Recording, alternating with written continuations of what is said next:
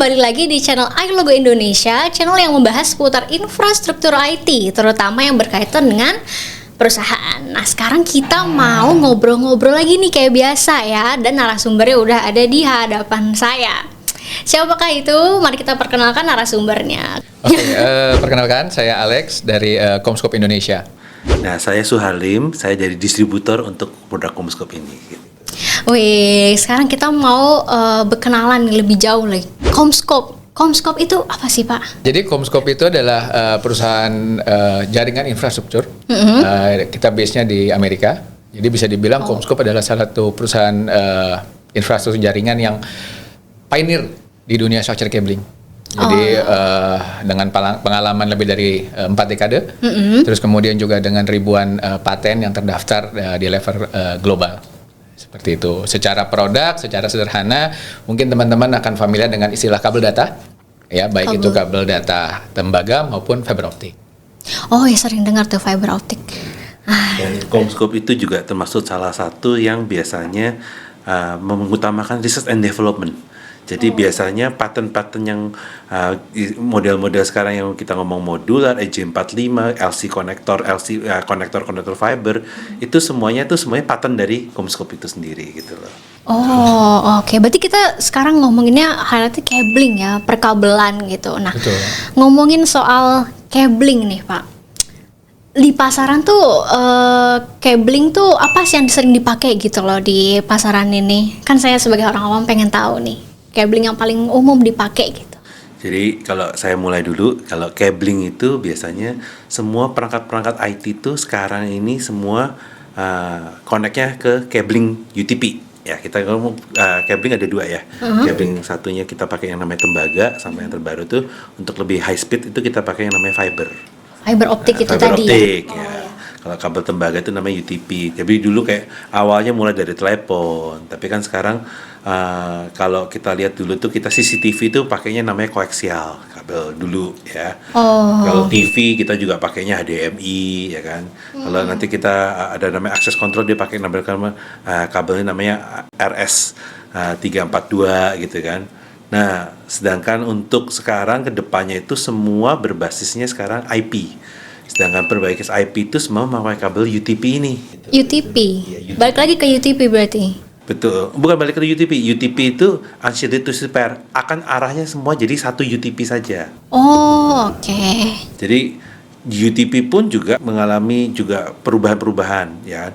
Dulu kita bilang namanya kategori. Jadi ada kategori 3, kategori 5, kategori 6, kategori 6A sampai terakhir ada yang kategori 8. Nah, itu kita kalau ngomong kategori itu adalah kita ngomong tentang kecepatan. Kecepatan. Ya, jadi kalau kita ngomong kategori 3 itu kecepatannya 10 megabit Mbps, megabit per second. Oke. Cat 5E udah 100 megabit per second. Makin cepet ya. Cat 6 itu 1 giga. Nah, standarnya. Untuk Cat 6A 10 giga gitu. Ya, kalau Cat 8 itu standarnya udah sampai ke 40 giga gitu. Terus kalau cloud itu gimana, Pak? Masih pakai kabel nggak sih sebenarnya? Cloud itu adalah sekarang kalau kita ngomong kan kita simpen di Google Drive, semua kan simpen di air gitu ya, makanya kita ngomong cloud. Tapi di baliknya situ kita harus tahu itu ada sebuah data center besar untuk penyimpan data semua orang, dan itu semua terkonek dengan kabel. Dari servernya, storage-nya, segala macam itu semua terkonek dengan kabel. Walaupun cloud Ya, jadi kan cloud tetap di back-end-nya itu harus ada kabel. Kita ngomong WiFi, tapi WiFi itu akan nanti terkonek dengan kabel juga. Oh iya, bener ya? Iya, gitu. Yang Bapak mau nambahkan? Iya, betul. Jadi memang kalau kita lihat perkembangan teknologi, mungkin beberapa tahun yang terakhir kan diomongin selalu di sisi active device-nya ya. Iya. Banyak yang mengatakan bahwa penggunaan kabel semakin berkurang, karena kalau kita lihat tadinya di meja, katakanlah di office, tiap meja ada information outlet. Sekarang tidak ada, karena semua pakai WiFi. Iya. Nah, sebenarnya kalau kita lihat seperti yang Pak Suharlim bilang, di sisi back end itu untuk mensupport segala akses point yang kita gunakan itu di sisi back end-nya itu peran cabling sangat besar. Tapi kalau saya boleh kepo, kan back end-nya masih pakai cabling ya? Itu yang katanya di kabel masih ada di bawah laut itu bukan sih, Pak? Itu benar, itu juga kabel bawah laut, tapi itu dia fiber karena jarak jauh. Oh. Gitu. Kecepatan tinggi dan jarak jauh. Oh, jadi kalau misalkan tadi kan ada yang UTP, ada yang fiber optik. Kalau fiber optik itu digunakan yang untuk jarak jauh gitu. Jarak jauh sama kecepatan tinggi. Kecepatan tinggi. Oh, berarti tiap kabel itu ada kegunaannya. Betul. Selain tadi ngebahas soal cabling, saya tuh pengen nanya sebenarnya demand apa sih yang lagi tinggi di cabling gitu? Apa sih yang lagi dicari banget nih di industri cabling gitu? Kalau kita ngomong cabling ya, sekarang ini apalagi ya kita ngomong arahnya itu, kalau kita ngomong yang cloud yang besar-besar itu udah mengarahnya ke fiber. Oh, tadi fiber ya. Fiber. Nah, sekarang kita kalau melihat demand-nya yang tinggi itu, kalau kita ngomong data center itu, kita akan lihat banyak sekali kabel-kabel yang tercolok di server, Iya. di rak-rak seperti itu. Nah, permasalahannya itu traceable nggak? Oh, traceable. Oke. Kalau misalnya ada satu kabel ini kecolok, ini sebenarnya coloknya kemana sih? Oh iya, ada Itu banyak kan, ya. Ada banyak. Sama kita juga ngomong, kita selalu berinovasi, ya kan? Bagaimana kabel-kabel tersebut itu bisa semakin cepat. Kalau dari Bapak? Ya mungkin saya tambahkan sedikit, kalau tadi Pak Suarlim bilang masalah data center ya. Mungkin 3, 4, 5 tahun lalu kita ngomongin speed data center itu 100 gig katakanlah. Mungkin sekarang kita sudah bicara 400, 800, bahkan 1,6 tera. Nah jadi dari sisi cabling juga untuk mendukung agar data centernya bisa running seperti itu, requirement semakin kompleks. Nah ini yang coba dijawab oleh CommScope Systemex. Seperti itu. Terus kemudian juga kalau dari jaringan enterprise atau mungkin yang biasa kita bilang di office, di building ya. Dulu sesuai namanya kabel data ya hanya untuk data. Kabel data. Jadi ada kabel data, ada juga kabel power biasanya. Iya. Nah sekarang itu demand-nya mengarah kabel data ini tidak hanya digunakan untuk data, tapi juga untuk power listrik. Power listrik. Betul. Jadi kalau kita lihat CCTV ataupun access point, dulu ada 2 kabel ya, satu data, satu power. Nah saat ini sekarang digantikan hanya oleh kabel UTP, mengcover data dan listrik. Gitu. Oke. Saya tambahkan sedikit ya. Jadi itu yang biasa kita sebut dengan namanya PoE, Power over Ethernet. Oh, PoE. Iya. Jadi misalnya CCTV nih, kalau dulu Pak Alex bilang kita harus buat nyalain CCTV, kita harus ada 2 kabel nih. Satu kabelnya berupa kabel dulu koaksial atau kabel data ya. Kita ngomong UTP juga sempat udah ada. Nah itu hanya memberikan data. Jadi hasil rekamannya dikirim ke server untuk disimpan. Nah tapi kan nyatanya kan untuk menyalakan kamera ini kan dia butuh power. Iya. Nah, jadi sekarang ini ada perangkat switch yang udah ada itu, dia sudah ada powernya dilewatkan ke UTP ini. Jadi CCTV ini begitu colokin ke UTP udah langsung nyala. Langsung nyala. Nah, tanpa perlu kita perlu repot cari power sekitarnya, outlet di sekitarnya gitu. Berarti demand-nya adalah tadi antara kabel power dan kabel apa tadi UTP data ya. Data. Itu bisa dijadikan satu gitu. Jadi lebih lebih efektif di Betul. Karena juga sekarang ini kan kita ngomong kebutuhan kita sekarang internet itu kan udah makin lama makin cepat ya, ya kan. Cepat. Begitu juga nanti perangkat-perangkat yang kita akses pointnya, ya kan itu juga udah bandwidthnya itu udah makin tinggi. Secara perangkat makin tinggi, maka kita juga harus perlu kabel yang bisa mensupport gitu loh. Jangan sampai perangkatnya udah bisa sampai 10 giga tapi kabelnya cuma 1 giga, bottleneck gitu. Oke, tapi ngomong-ngomong tadi Pak Alexander sempat nyebut Systemex. Ya. Jadi kayak yang mau di support tadi ya demand itu oleh si Systemex. Betul. Nah, kenalin lebih lanjut bisa nggak Pak? Systemex itu apa sih gitu? Oke, jadi Systemex itu adalah salah satu portfolionya CommScope, jadi brandnya CommScope, premium brandnya CommScope untuk solusi structure cabling. Oke. Oke, jadi kalau kita bicara structure cabling kan biasanya nggak jauh-jauh kita harus bicara mengenai standar industri cablingnya. Jadi ada ANSI, ada TIA, ada NEMA dan beberapa standar lainnya. Nah, kalau kita bicara brand lain, biasanya brand-brand ini akan berusaha untuk comply dengan standar masing-masing kategori ini. Oke. Karena itu adalah standar internasional yang harus diikuti. Nah, sedangkan Systemex itu berbeda karena Systemex ini seperti tadi Pak Suarlim bilang kita fokus di R&D. Jadi Systemex itu bahkan ikut serta dalam merancang si industri standar ini. Oh, ikut merancang. Betul. Ya, Jadi ketika Systemex punya solusi yang ditawarkan, biasanya itu ada sebelum standarnya ada. Oh, Jadi karena ikut R&D tadi betul. ya. Oke. Jadi kita sebutnya kita mempredik future-nya seperti apa. Oke. Seperti itu. Jadi kalau kita punya yang namanya Gigaspeed XL, kita launch, beberapa tahun kemudian itu menjadi standar internasional yang disebut sebagai Cat 6.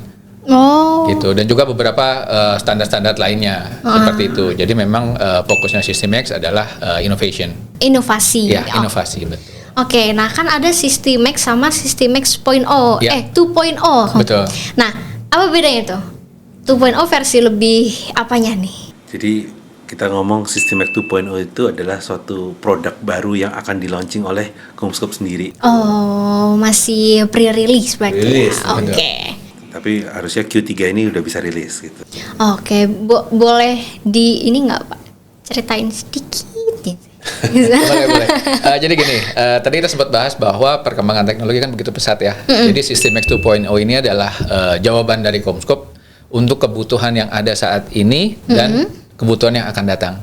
Jadi kita Oke. lihat tren kebutuhannya seperti apa, makanya CommScope berinovasi melalui System-X mengeluarkan beberapa produk baru. Jadi Oh, yang tadi ya, itu ya, oke. betul. Jadi ada beberapa fase. Untuk fase pertama Q3 tahun ini kita ada launching 3 produk baru.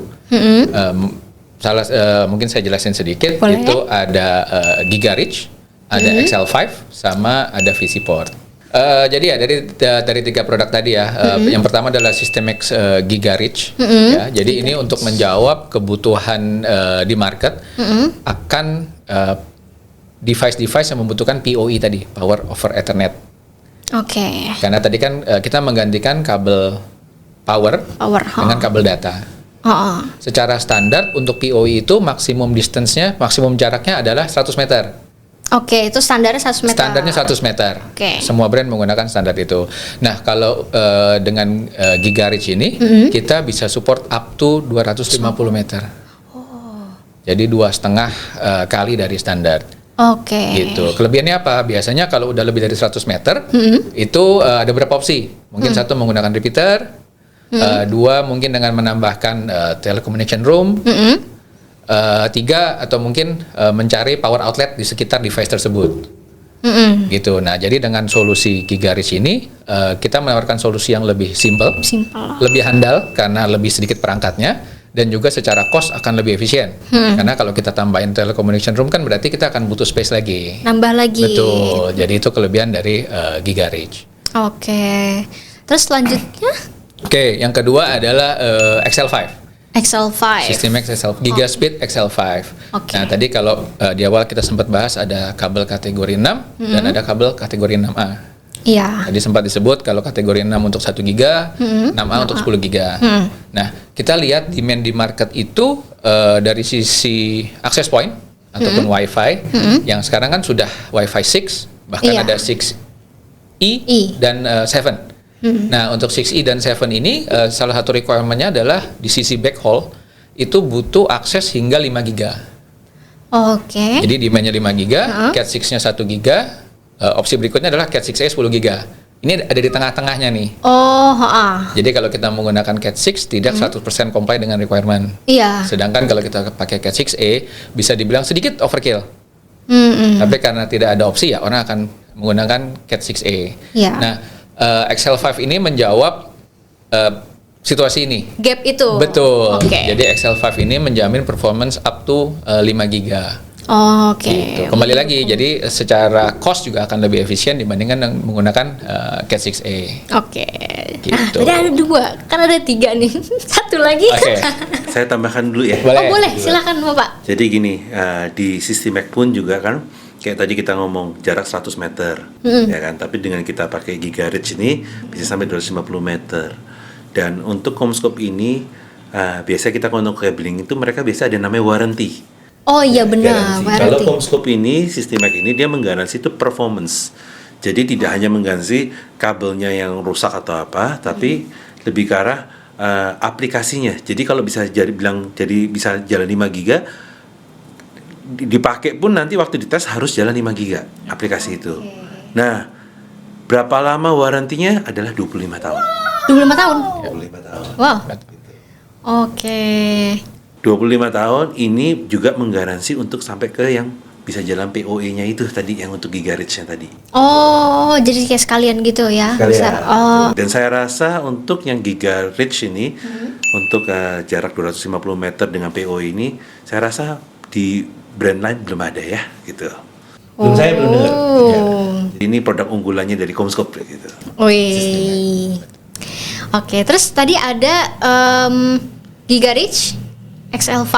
Ya. Nah, satunya lagi. Satunya lagi mau vis- diceritakan? Boleh. Oke. Satunya lagi itu namanya VisiPort. VisiPort. Ya, VisiPort. Jadi ini adalah jawaban atas demand di market yang ingin memonitor physical layer-nya. Oh, Biasanya kalau kita bicara hub switch itu kan bisa dimonitor ya. iya. Tapi kalau dari sisi layer 1 ataupun physical layer itu jarang ada yang bisa memonitor. Gitu. Nah, jadi CommScope ini melaunch sebuah standalone monitoring device untuk melakukan real time monitoring layer 1. Oke. Ada mau ditambahin lagi, Pak? Ya, jadi kita ngomong VisiPort ini sebetulnya kalau di luaran tuh lebih mirip kayak namanya software ya, gitu loh. Oh, oke, soft. Cuma ini software-nya udah dibundle di patch code-nya, di patch panel-nya. Patch panel. Benar di patch panel-nya. Jadi intinya dengan software ini kita itu bisa tidak hanya melihat tracing-nya, tapi kita bisa melihat lengkap di network-nya. Dalam arti kita akan tahu juga ini network ini connect tadi seperti saya bilang, network ini connect ke switch mana, Oh, tipe switch-nya trace tadi ya. Oh. tipe switch-nya apa, segala macam, network connect-nya kemana saja semua kelihatan semua. Oh, ya menjawab yang tadi Bapak bilang ya. Trace bisa traceable nggak nih gitu. Betul. Nah, yang ini bisa di-trace. Dan itu sebenarnya sudah ada standarnya yang kita ngomong AIM. IEM. AIM. AIM. Jadi Automatic Infrastructure Management. Oh. Automatic Infrastructure Management ini jadi itu juga gini, masalah dokumentasi. Jadi kalau kita biasanya ya ini kita ada patch code gitu ya, kita patch dari patch panel, kita rubah. Kadang-kadang kalau secara manual kan kita dokumentasi suka manual kan.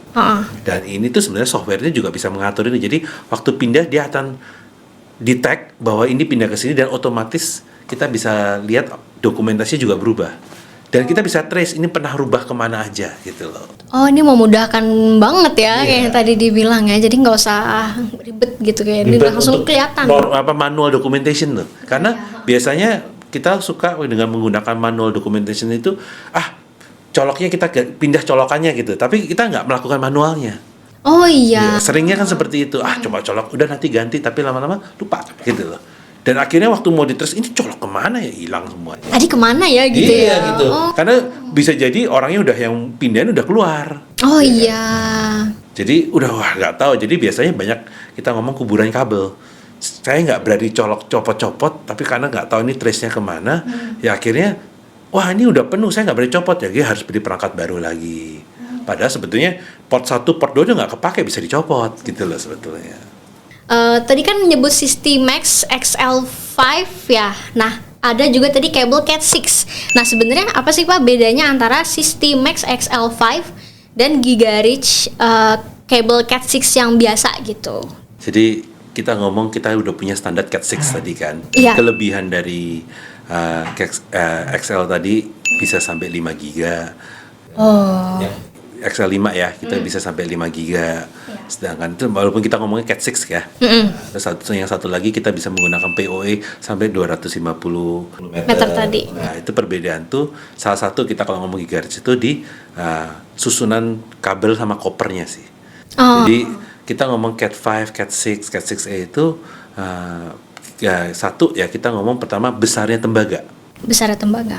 Betul. Jadi kalau di dalam kabel kita ngomong besarnya diameter tembaga itu di kata-kata namanya AWG. AWG. American Wiring Gauge itu singkatannya. Nah, secara gampangnya saya membicarakan satu AWG itu adalah satu tarikan. Jadi kita kalau ngomong ini tembaga nih, kita tarik yang satu tarikan ini kita ngomong satu AWG. Nah, jadi kalau kita ngomong ada 20 AWG berarti kita tarik sampai 2 kali, 3 kali, 4 kali sampai 20 kali.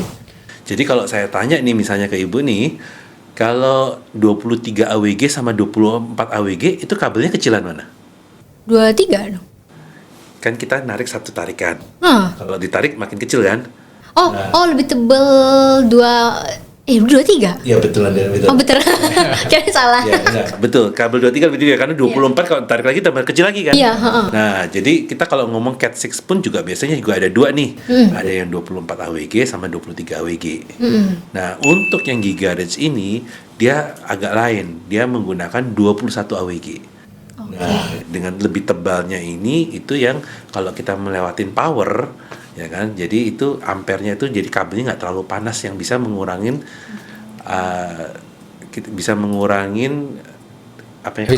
efisiensi kabel tersebut gitu loh. Oke. Nah jadi secara ini perbedaannya itu adalah dia punya desain kabelnya sama ketebalannya. Desain kabel dan ketebalannya. Oke, kalau dari sisi harganya gitu Pak? Ya sudah pasti lebih mahal dari yang Cat 6 biasa gitu. Oke. Cuman mungkin kalau dari sisi harga kita bisa comparisonnya as a system ya.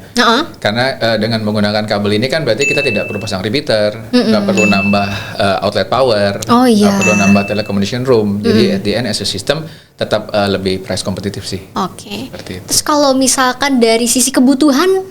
Ya balik lagi kebutuhan dengan demand yang sekarang, ya, bandwidth semakin lama semakin besar, ya memang kita mengeluarkan sistemnya mengeluarkan solusi ini juga untuk menjawab demand kebutuhan itu. Di kompetitor lain ada nggak sih Pak produk sejenis CommScope ini tadi? Systemax XL5 sama tadi? Sampai saat ini saya belum dengar produk lain ada, dan ini pun juga CommScope Systemax baru launching gitu loh. Oh ya baru launching juga ya. Jadi saya rasa seperti biasa Systemax itu selalu lebih ke arah inovasi yang keluar duluan biasanya gitu. Bapak mau nambahin? Jadi benar memang sejauh yang kita tahu belum ada sih brand lain yang bisa support atau menawarkan apa yang ditawarkan oleh XL5 maupun GigaRage. Seperti itu. Oke. Yang paling penting lagi Apa? di warantinya ini. Oh ya warranty tadi sampai 25 tahun. Betul. Nah terakhir nih, apa sih Pak pembeda antara CommScope dengan kompetitor lain? Kalau kita bicara cabling pasti ujung-ujungnya kita bicara performance ya. Iya. Cuman memang sayangnya agak sulit menjelaskan performance dari cabling tanpa kita masuk ke sisi teknikalnya. Yang bisa kita katakan adalah kembali tadi seperti di awal kita bilang, mengacu ke standar cabling, Systemax itu menjamin bahwa performance-nya itu above standar. Jadi tidak hanya comply tapi juga melewati standar. Bahkan seberapa jauh above standarnya ini kita juga ada dokumen resmi yang bisa di-download di website CommScope, semua orang bisa akses performance seperti apa, dan itu semua di-cover oleh 25 years performance warranty. Nah, kalau kita lihat brand lain, mungkin brand lain juga punya warranty. Yang membedakan adalah dengan salah satu kompetitor terdekat kita, mereka itu menjamin performance-nya sesuai dengan standar. Sedangkan kalau Systemax itu menjamin performance-nya above standard. Above standard. Ya, jadi masih ada selisih performance di atas standar yang dijamin secara official oleh Systemax. Oke, mantap. Nah, Pak, ada tambahan nggak Pak? Untuk ngerangkumin untuk penutup, jadi kita sudah ngomong banyak tentang cabling, ya kan. Jadi ya poin-poin yang bisa saya ambil di sini, ya kan, dengan Systemax dengan produk yang baru mau launching ini, ya diharapkan bisa menjawab kebutuhan dari demand yang ada. Itu satu. Terus kedua, kita juga mau membahas merangkum lagi adalah kebutuhan untuk tadi di gap tadi sampai 5 giga dengan perangkat-perangkat yang IT yang kayak access point yang sudah ada gitu loh.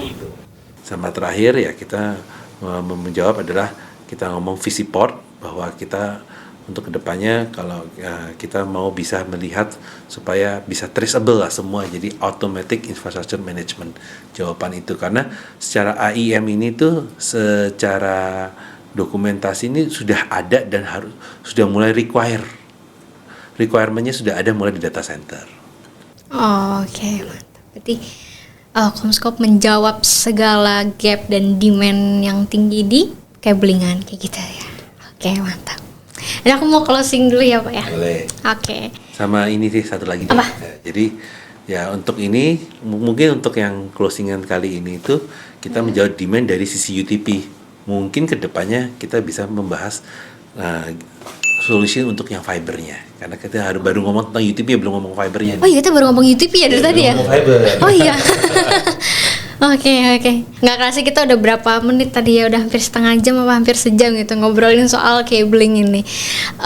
Semoga video ini bisa bermanfaat nih buat sobat-sobat iLogo semua yang lagi nonton. Terima kasih sebelumnya nih Pak Alexander dan Pak Suharli udah luangin Sama-sama. waktunya, udah ngasih info yang daging banget nih ke kita semua gitu.